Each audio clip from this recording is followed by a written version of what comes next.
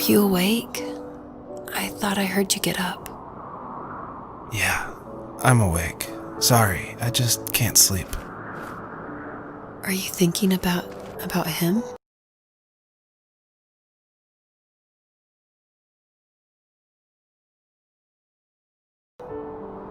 Yeah, a bit. You should get back to sleep, my love. I'm fine. No, it's okay. What else is on your mind? I don't know, it seems weird, but I had one of the most vivid dreams of my life. I saw a fox on a snowy mountain, just looking confused and worried. Those eyes, I can't get those eyes out of my head. She was running in the windy snow, looking for something. Do you think it has to do with you and what's been going on? I don't know. It was just a dream, Rachel. They're not meant to make sense. A lot's happened the past couple days, that's all. Well, if you're not going to sleep anyway, you should tell me. I want to hear. All right.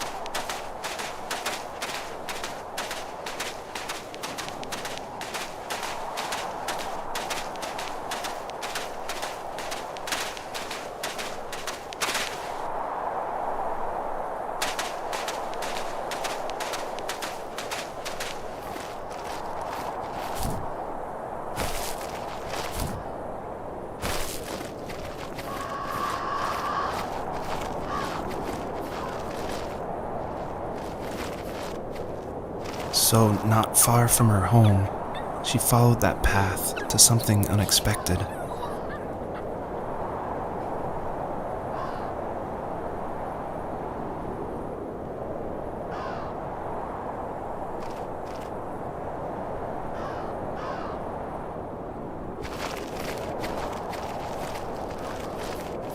She couldn't stay, though. She had to find her other two children.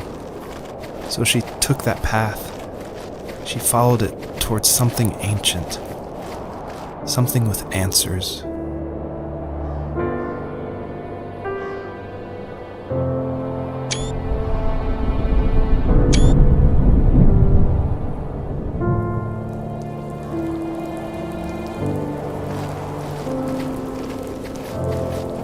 The fox looked high and low, searching for any sign of her cubs. Points of light showed the way to this ancient tree. It was as if each one had a story to tell, all their own. The land was trying to tell my story, too. I felt like I was right behind her the whole time.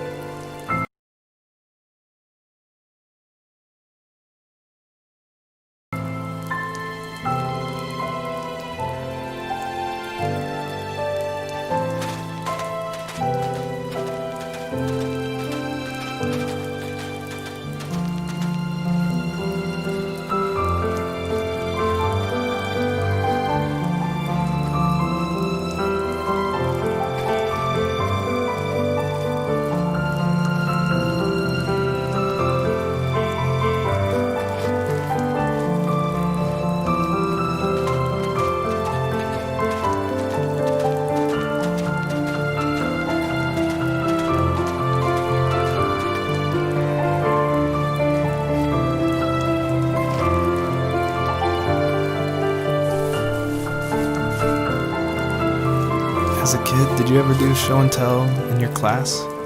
Yeah, I think I only did it once, when I was in the 4th grade. You know how my life was around then. I wanted to show my class what helped pass the time and distracted me, so I brought a dozen paper cranes I had made. I think I told everyone how badly I wanted to be a bird and fly, embarrassingly enough. Don't be embarrassed. Every kid wants to fly.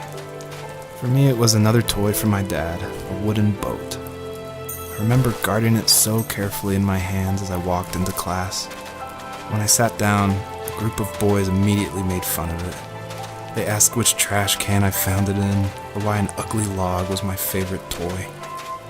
When I got up, I didn't even want to tell them my dad had carved it. I said it was a joke gift my friends had given me. Kids can be so cruel. Some of them are.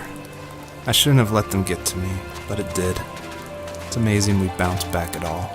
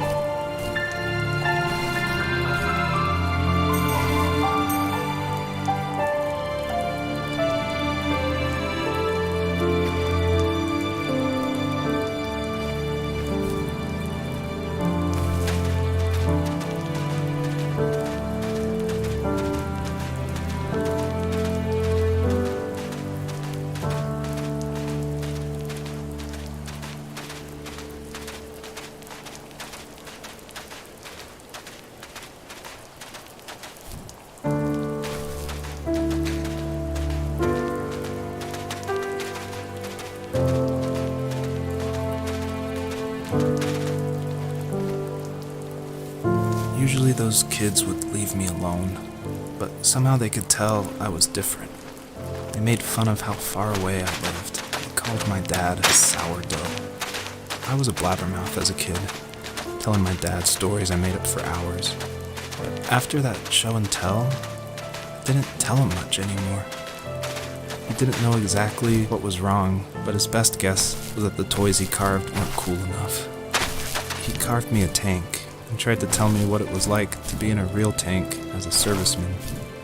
I didn't know your dad was in the military. Yeah, in the army. The sad thing is that I'd pretty much forgotten until just now. There's so much I still don't know about him. I'm sorry. He knows how much you love him. You're going to see him again soon and have some closure, I'm sure.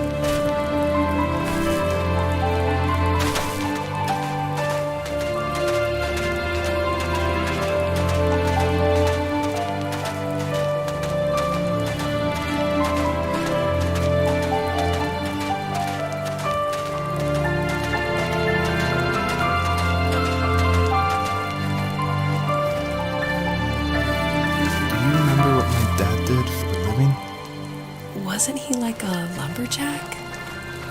That's one way of putting it. If wood was a canvas, then a carving knife was his paintbrush.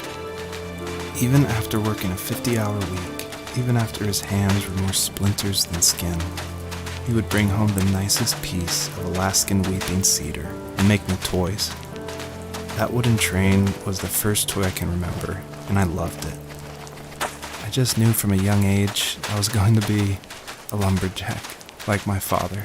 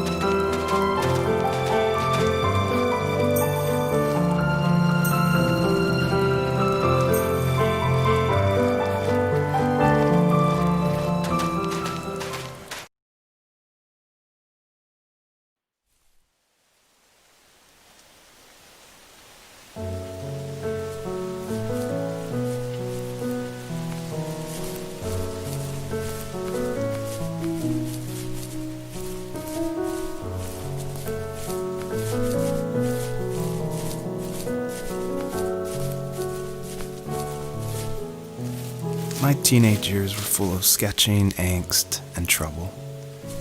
I wasn't popular or unpopular. Maybe just forgettable. I guess that gave me a sense of freedom, so I hung out with crazy kids, doing crazy things, even though I mostly just watched the chaos ensue. We did it all. Put fireworks in mailboxes, hide roadkill in people's garages, break windows of the barber shop in Anchorage. My dad was furious, but he was so busy working he couldn't do much to stop me from going out. I think being an adult means there's no one to stop you making hard decisions. He had to make a living, and he couldn't be in two places at once. Yeah, I realize that now. But at the time, I was sure he was more interested in growing his business than what was going on with me.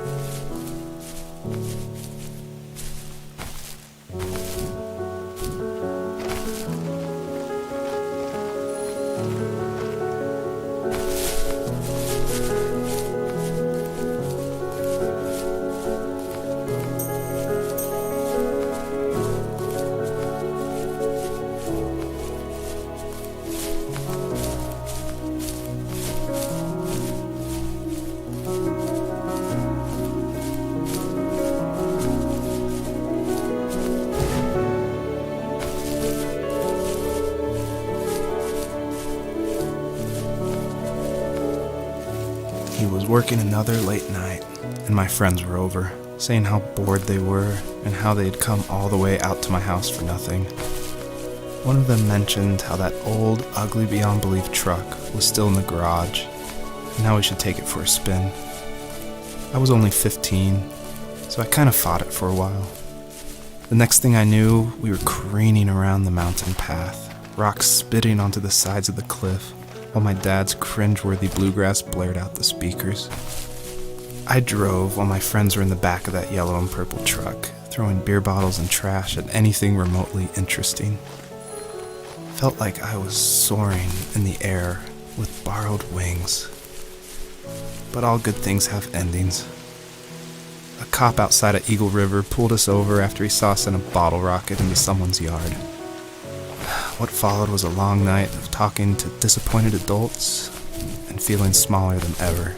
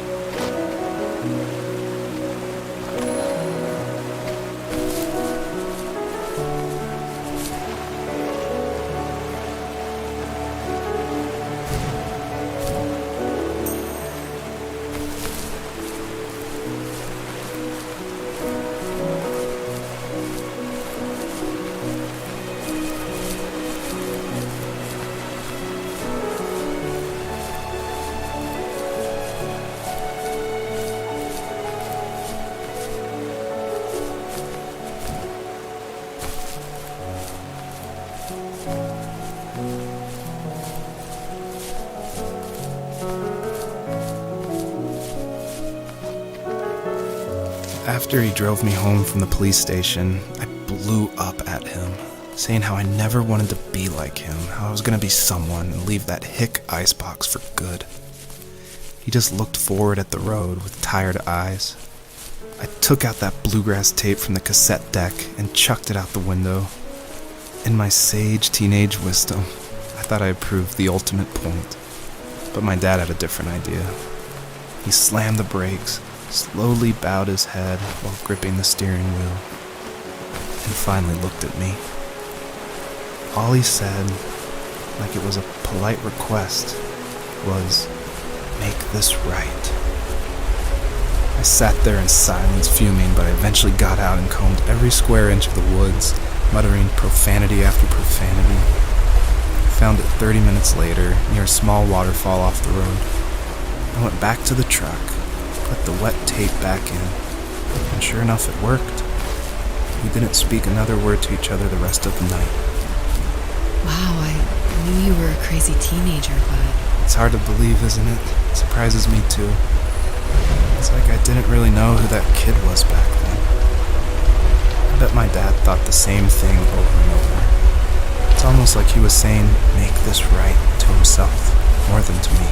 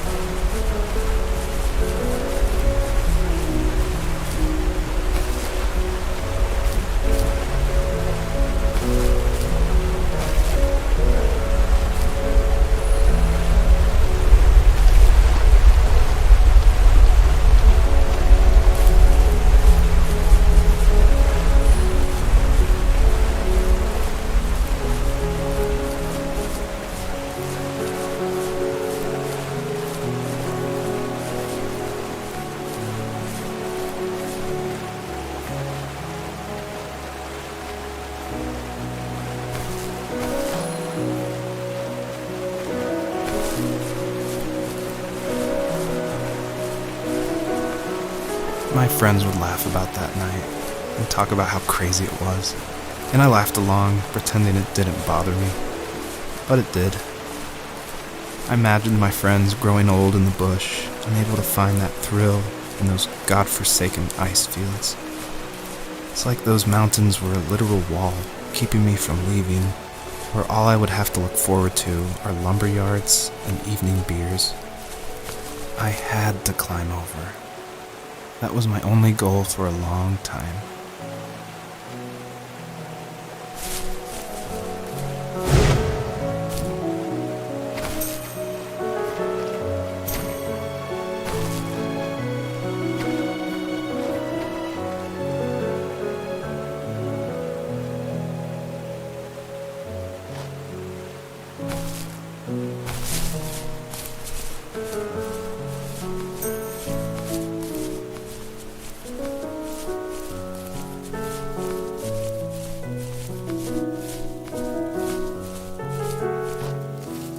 If there was some way I could take my love of drawing and turn it into a way of escape, nothing would make me happier. I wanted to create instead of tearing trees down. I wanted to move to the lower 48, not because I hated it there in Alaska, but I hated the idea of it. It's like all of that spite inside me had created this monster which followed me around my whole teenage years. I put so much energy into doing what others didn't expect of me. Why did I do that? There's one fact you're forgetting, though.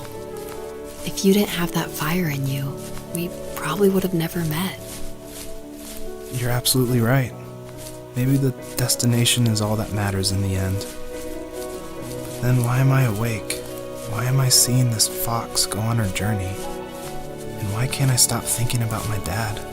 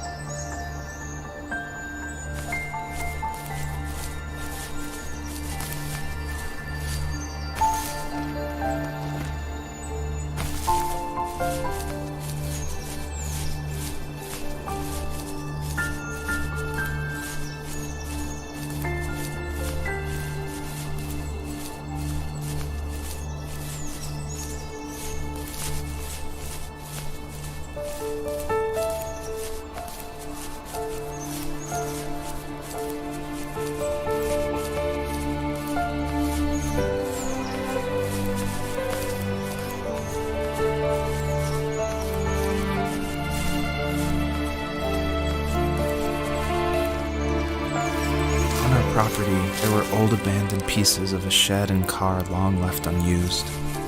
I used to ask him all the time who those people were that left all this junk, and I'm sure he got so tired of hearing it that he made up some elaborate stories how a brown bear ate them and haunted the woods afterwards. What's funny is I think it made those people seem more real, growing up thinking they were still hanging out like they couldn't say goodbye. I used to tell my friends how I could swear I saw spirits move near the water, and that always freaked them out.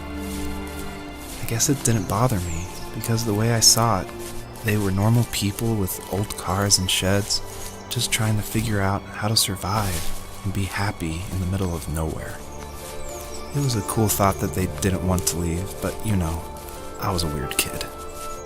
Well, you had good company since those ghosts liked living in a place where they were brutally devoured.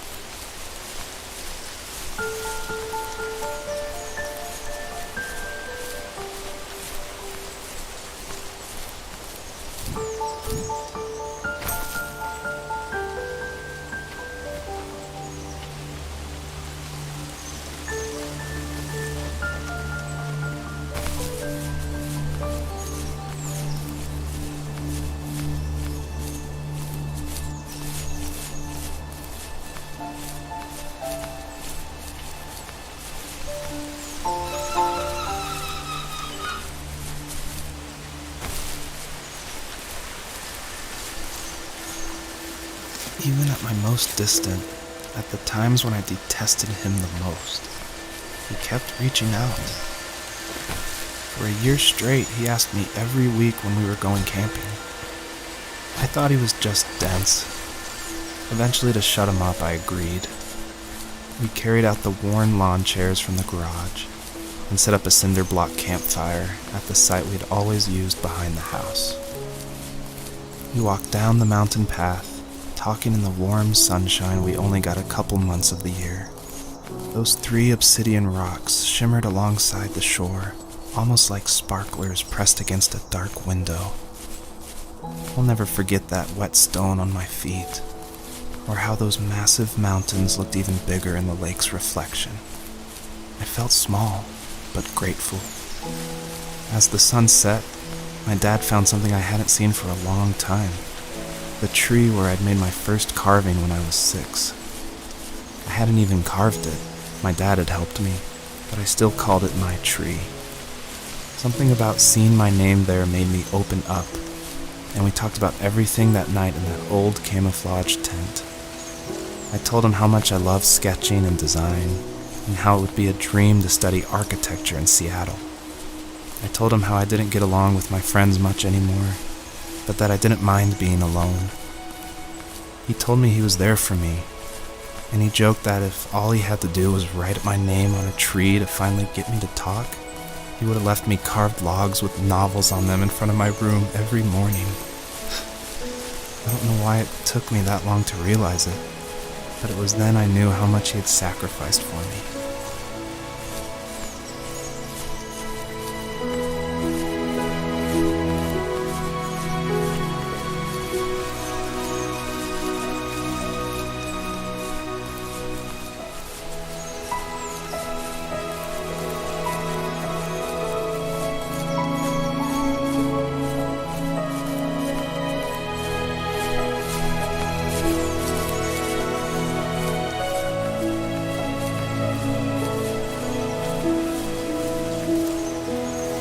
My dad built a lot of stuff in his free time. If he wasn't watching fly fishing or reading Tom Clancy novels, he was carving something. He made tons of birdhouses. Not that he was into bird watching, but I think he really missed working and adding on to the home. If he couldn't afford the time to build onto our own house, he would have to settle with watching birds move into their little homes. We kept an old mattress in the bed of that ugly yellow truck, so we would drive it deep into the woods and then watch the birds fly into their houses while the sun set. Usually it was accompanied by venison jerky or a cold Coke, but not a lot of talking, which is how we both liked it.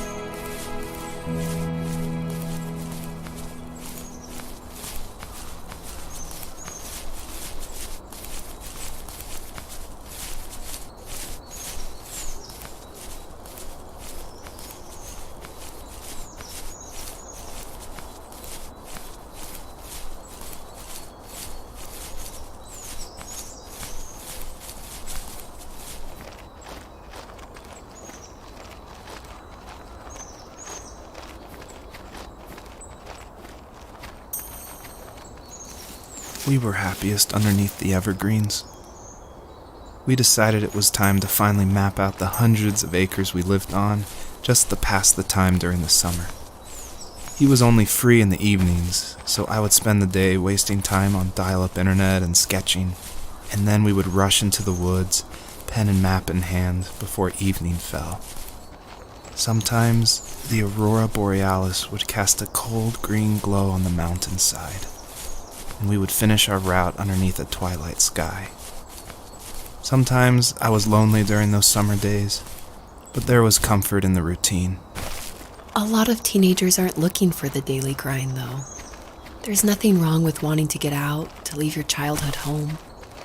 You wanted to progress, to make something of yourself. Yeah, you're right.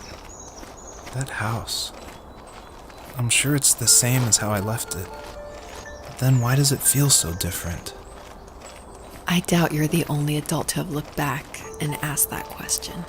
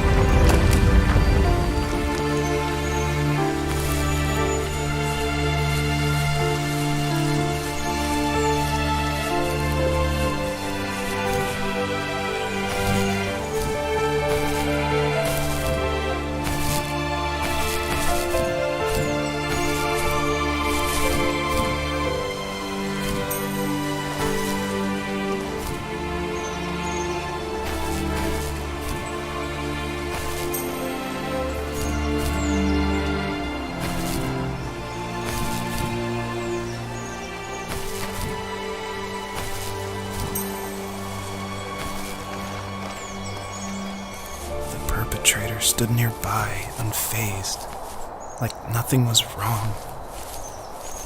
My dad is dead, and he's never coming back, Rachel. I can tell you these stories, but I can never reminisce with him again. He can never hold a grandchild that we'll probably never be able to have. I can never talk to him again, and I'll never be able to say I'm sorry for everything.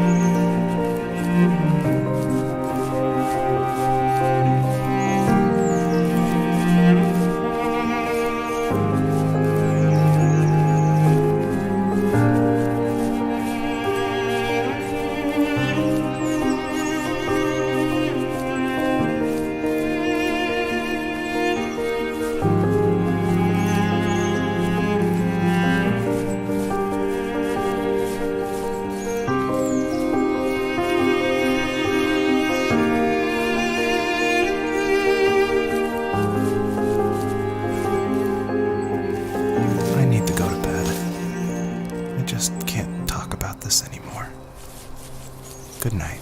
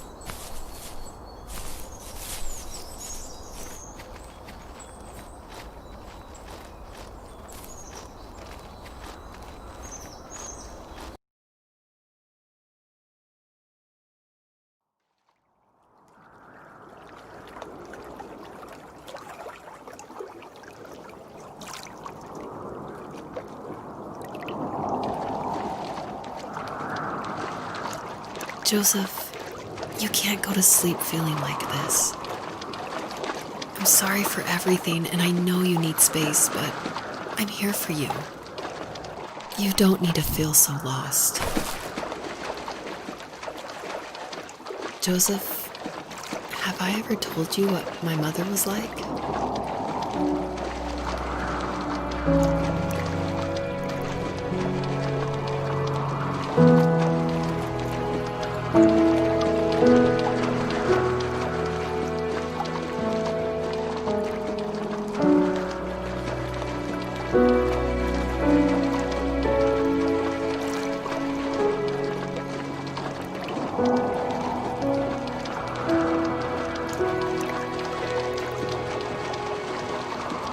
You know what it's like not to have a mom at home. And you know how hard that made my childhood. What helped me was watching the birds in the morning before the school bus came. I thought that my mother was one of those birds, and it made me want to be free like her.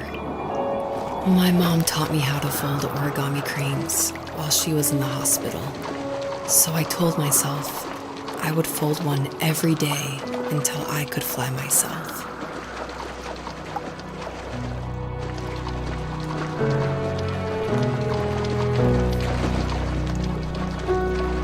I think we both have always loved animals, and for me that love started with a dog. Sometimes this Rottweiler would come up to our property line and wait at the fence for me, but only once in a while. I was sure to check every day immediately after school, and it usually ended in disappointment. I would even steal money from my passed out dad just so I could buy these off-brand dog biscuits. Even when she did stop by, she never went beyond the fence. Why was she so scared?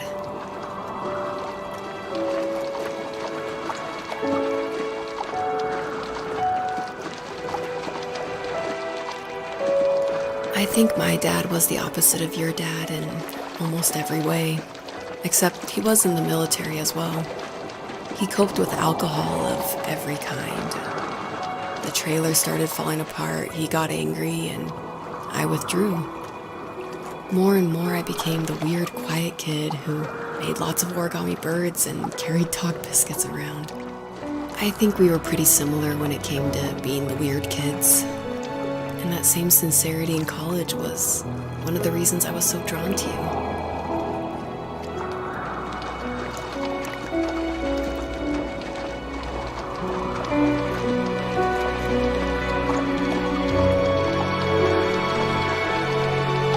Life got worse and worse. And at one point, I really didn't think I could survive another day with my soul still intact. I had no real friends, let alone neighbors, since we lived in the middle of nowhere. I should have talked to my teacher, but I was scared what he would do if he found out. As I waited for the school bus one morning, I walked around until I found something in an abandoned shed. Something I can't put into words.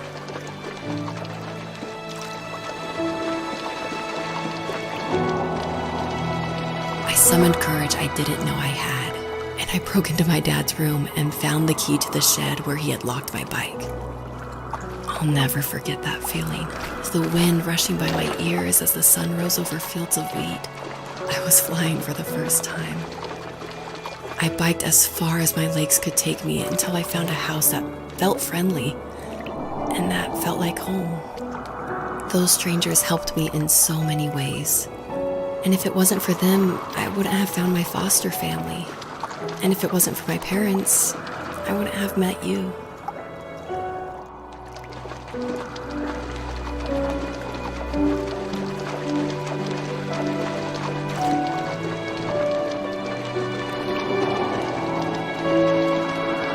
You have strength, Joseph, and you're not as alone as you think.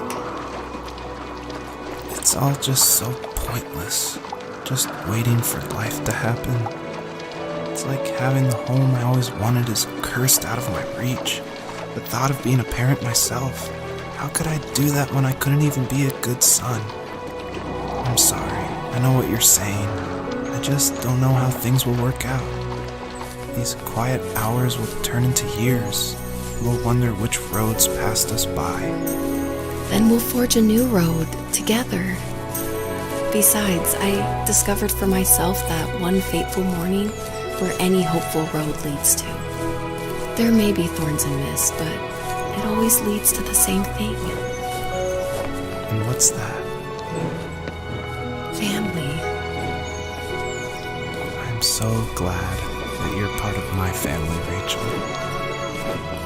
And I'm glad you're part of mine.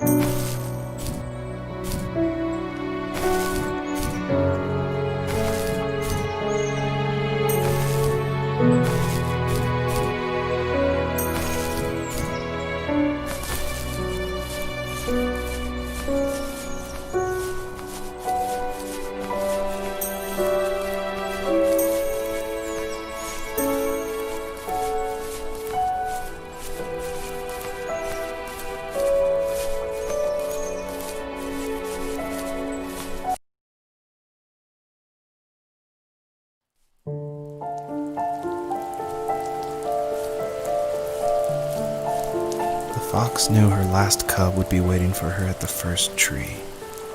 She was almost there. The rain cascaded onto the Jade Valley where the entrance to the tree was. Life was protected there, because that's where life began. It was now only a mother and a daughter left. Items from my life still dotted the ground as she moved closer to her destination and destiny.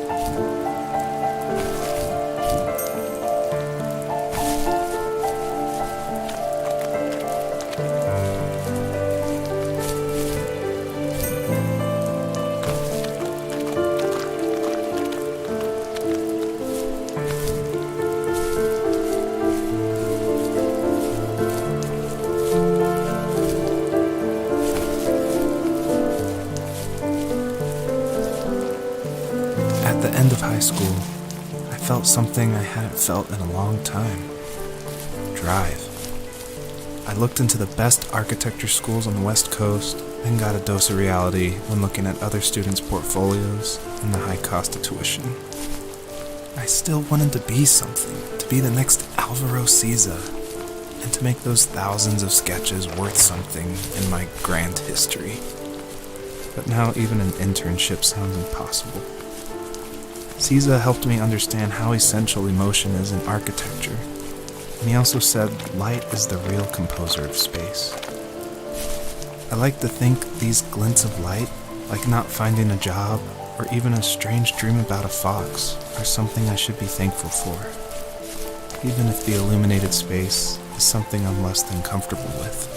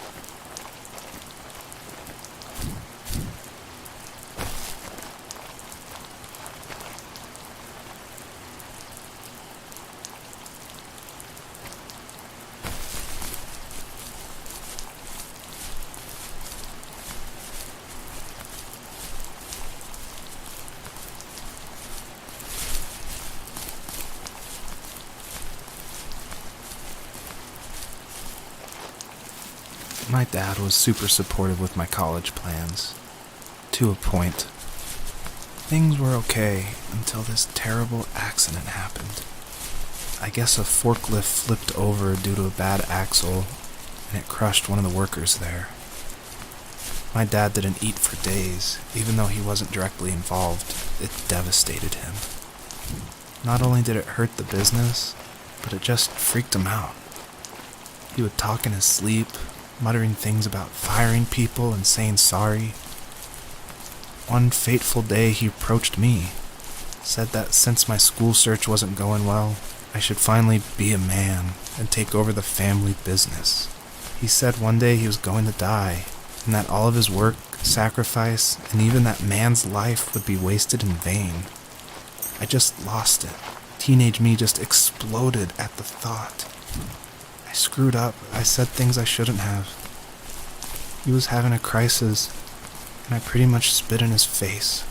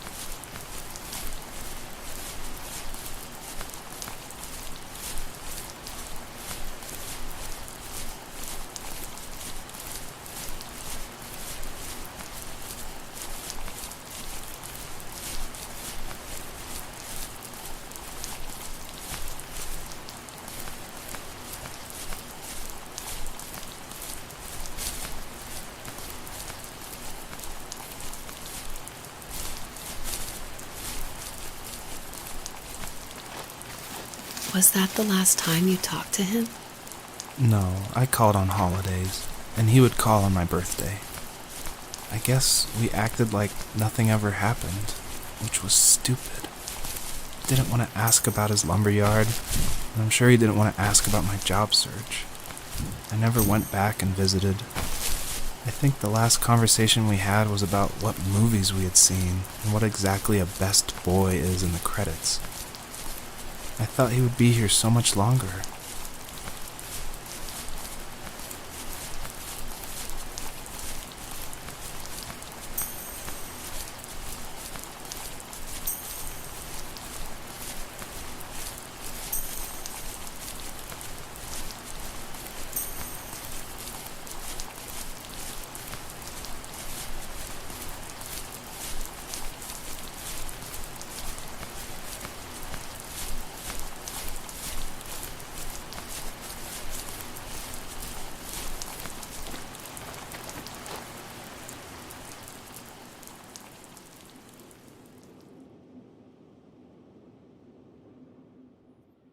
In the distance, the first tree illuminated the wasteland.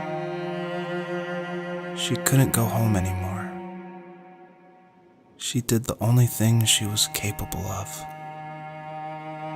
moving forward. My dad died alone in the middle of the wilderness. I should have been talking to him more. I should have done a lot of things differently. If the first tree on earth brought life with it, if it taught the birds to sing and fly and showed saplings how to grow, what could it do for us?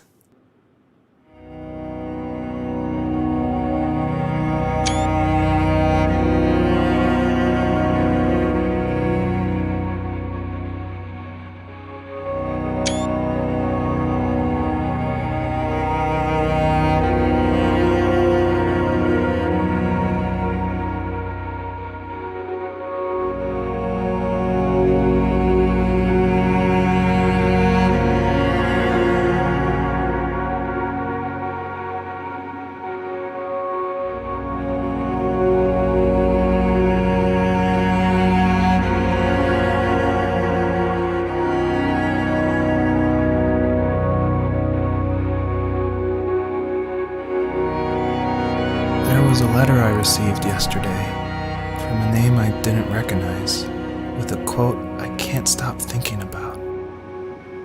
Death is not the opposite of life, but a part of it. More and more, I'm realizing one important truth. Each of us have our own journey to the first tree. But sometimes I'm not sure I'm ready to take that first step. You already have my love.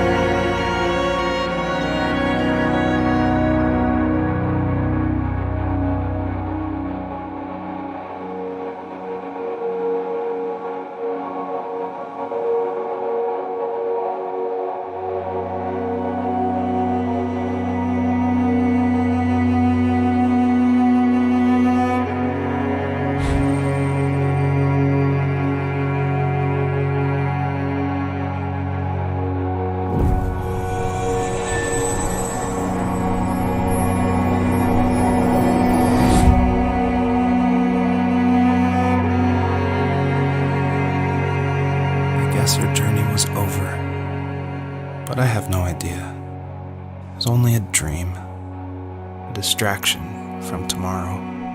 I don't think dreams normally bring back to memory so many important feelings.